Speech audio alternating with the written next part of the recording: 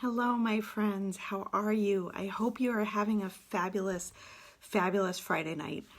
I have to tell you, I'm actually really nervous to do this live, and I've been working on my story to be able to share with you so you know why I'm doing the things that I'm doing and all of the stuff that's kind of going on, and it's gotten me really it's kind of surprised me how emotional I've gotten about it. So here we go. I want to start, this is going to sound crazy, but I want to start by sharing a poem that I wrote back in November of 1987, a long time ago, a really long time ago. And I will tell you, I'm so nervous about this. I actually have my notes here, so if I look down, do not be alarmed. This is a whole new world. So here is my poetry book that I keep all of my poetry in. And I keep it hidden away so nobody ever gets to see it. So the poem I'm going to read to you is called The Unsatisfied Soul. And if you don't know me, you'll know that I cry at interesting times. So I'm just going to get the tissues now. Okay, here we are, whole box, good to go. All right, The Unsatisfied Soul. Echoes in the darkness, cries in the night, cold wind against your face, you shudder with fright. Fear overwhelms you as you stand still and alone. Darkness surrounds you as your conqueror is shown. He stands towering above you, all dressed in black. His face is hidden and you start to crawl back. You hear him laugh and you begin to cry. His chuckling grows stronger and you wish you could die. He knows he has won as he pulls back his mask. You shiver in fear as you see your whole past. A face filled with dreams that never came true. His eyes hold the plans that you never did do. His mouth says the words that you needed to hear when you were at the end of your rope and surrendering to fear. You close your eyes and you hope to wish him away. Then you realize that he is here to stay.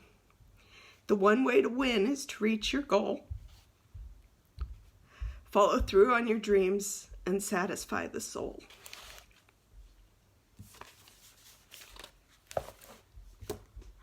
Clearly it was written during a time of turmoil and oh, pull it together, Julie. Good God. You should know that I've only shared that poem with 3 people in my life until now. And despite the fact that I wrote it over 30 years ago, the feelings are still very much the same, that I'm just full of wasted potential. That said, I've been really fortunate to never have suffered from the I can't syndrome. I'm not one of those people that says, oh, I can't do that, I can't do that.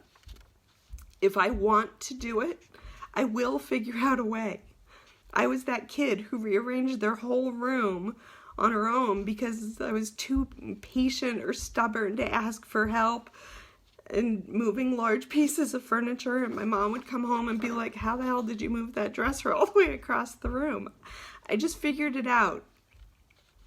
I put myself through 7.5 years of college. Yes, I did say 7.5. That's what happens when you change a major twice. I've always been super determined and motivated, and I knew the value of hard work. That said, moving on, I discovered that I was attracted to women my sophomore year of college, and I came out to my family fairly early on, but it took me a long time to come out to my friends for fear of losing those friendships, and I did lose some. I eventually graduated from the University of Arizona with a degree in Management Information Systems which if you don't know is basically computer science, but from a business school perspective instead of a science perspective. I got a job as a programmer at Tucson Electric Power. I was out at work despite living in a state where I could have lost my job simply by being gay.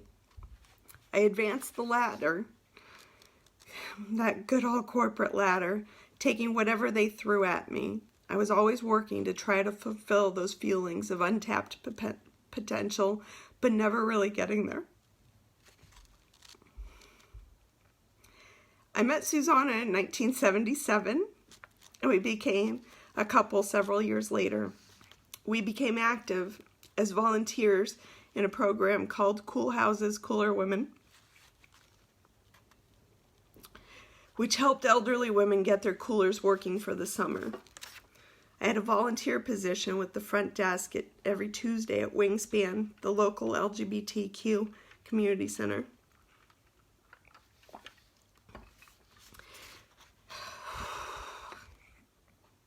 One moment, please. My God. Susanna and I had a commitment ceremony in October of 2003, before there were any legal options to marry. And again, despite the possibility of losing my job for being out, I did not hide my relationship. When Massachusetts became the first state to perform same-sex marriages, Susanna and I came here to get legally married. That was back in June of 2004. We became the lesbian poster children of same-sex marriage in Arizona and suddenly found ourselves in the news, in the paper, and doing interviews on the local radio station. I didn't realize it then, but that unsatisfied feeling didn't exist during that time, because despite being incredibly introverted, shy, and not wanting to look for any sort of attention, I knew that what we were doing as volunteers and advocates mattered. In 2005, we moved to Massachusetts so that we could be voters and make sure our marriage stayed legal. Woo-hoo. I eventually found an organization called Speak Out Boston, and I volunteer my time to create acceptance for all people under the LGBTQ umbrella. I started working in healthcare, and once again took everything they threw at me, and once again started feeling like there was more that I should be doing. I worked crazy hours, I worked on weekends, I helped my coworkers, I figured out problems, I became the go-to girl that everybody went to like solve crap. I was rewarded for my efforts by getting more work assigned, and I had been ignoring that unsatisfied feeling for a really, really long time. And then I found Younique. Well, it found me, really. So, my friend Erica, who I worked with at Tufts, she asked me to be part of one of her VIP groups and said, I'm looking for strong women who want to be a part of this group and for encouragement and support. And I said, absolutely, sign me up. And I was just really honored that she thought that she saw me as a strong woman. And, so, I joined her group. Erica's got a wicked, fun personality. I love her to death. She's totally awesome. And so, I bought some products. I bought an Epic mascara and a quad palette of eyeshadow, not expecting that my life would be changed in any way. So I tried the products. I liked them. And then one day Erica talked about the opportunity. She had said, look, you could do this as work like I'm doing and earn a few extra bucks, or you can be a kidnapper. That's what we called them at the time, and we sometimes do still. And she said, you can buy the kit, see if you like the products, see if you like the company. If you do, you can choose to take the opportunity further like she had. Or, you know, that's fine, leave it as is and do nothing and just enjoy a whole bunch of products that come in a gorgeous purple bag and, you know, no pressure to do anything more. And so, you know, I'm like, hey, it's 99 bucks. I get like over $300 worth of products for 99 bucks. Like, I am seriously coupon clipper. Like, I love saving and sales and deals. So $99 for over $300 of awesome products sounded pretty damn good.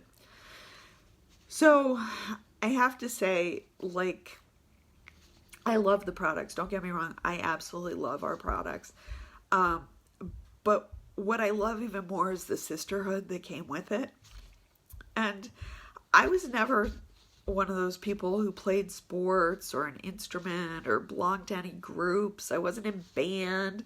Like, Susanna is, you know, she's so close with all of her bandmates from high school band. Like, I went to her band reunion and had more fun. I haven't even been to my own reunion, but I had a blast at her band reunion. Like, they're all very close to each other and they have all of this camaraderie, and like, I just never had that. And that was something that immediately I got with this belonging to this team. And the expectations for me were, if you want to do something with it, great. But if not, you know, we're happy to have you along on the ride with us. And, you know, anytime you want to step in, great. And if you don't, you know, happy to have you here. So the team really, they provide all the support and the cheering on and the encouragement that just, it doesn't exist in the corporate world, at least not in my corporate world. Maybe you guys all work in worlds where that you're not rewarded just by more work and, you know, essentially punished for doing a good job. So I decided to take a leap and try the business opportunity. And I figured, what the hell, the $99 was already spent. Let's see what happens. And I immediately earned back the $99 that I had spent just by doing a few posts and like not even working overly hard. And not that that always happens, but like, you know, it was just like, okay, I'll put myself out there. We'll see where it goes. So I figured, what did I have to lose? Well, what I didn't know, my God, here it goes again. I blame my grandmother. This is all a genetic thing from my grandmother, Betty Perkle. Oh, she could not get through a single, she couldn't say grace at dinner ever, like not once without crying. So thank you, Nana. I love you. I miss you. Anyhow, what I didn't know is what I would gain. If you followed me for a bit, you've seen me talk about makeup. You've seen me and Sidekick Susanna demoing brightening and detox masks. You've heard me vent about not knowing how to work a curling wand without giving myself second-degree burns on my ears. You've seen pictures of me, so many in the last 8 months, more than I think have been taken of me in the last 8 years. And while all that time, while it's taken me a lot to, like, it's taken me out of my comfort zone, because, like, Susanna used to tease me that I only wore colors that would blend into the wall. So, because she said, you just want to like step back and disappear. And now I live my life in front of all of you, which is really fascinating. But doing that has brought me incredible joy. And being involved in Younique and spending my day encouraging and empowering other people to be their best selves, like, just brings me so much happiness. And only recently have I learned that what feels like me, just being authentic, seems to matter to others, because the messages that I get from people about being inspiring is like, it blows my mind. So guess what? I'm going to keep doing it. So I know that I'm not alone. I know that there are other people who are out there who are looking to satisfy their soul, just as I was looking to satisfy mine, and Younique helped. It does that for me. So if you're one of those people, I welcome you to come with me. Be on this journey with me. I don't need you to be with me, but I want you to, if you think that this is something that is going to help satisfy your soul too. If you have any interest in being a part of this journey, or you're just curious and you want more info, please message me. I love you all. Thank you so much for being in my life, for being here, for watching this, for watching me get ugly and snotty, and for just loving me how I am. Thank you all.